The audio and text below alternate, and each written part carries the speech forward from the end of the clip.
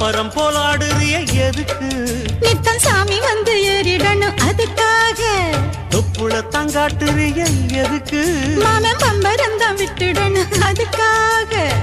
சும்மா நாச்சு பார்க்கும் போது சூட்டனைய ஏத்துற, சாராயத்தை கண்ணுல வச்சு ஆளு மேல ஊத்துற. காஞ்ச மாடு கம்புலதான் பாஞ்சது போல் தெம்புலதான் நீயும் மேய பாக்குற. மூட்டை தூக்கும் மாமாய் அழகு மான தூக்கலாமா? மாமன் வீரம் என்ன அதத்தான் நானும் பார்க்கலாமா?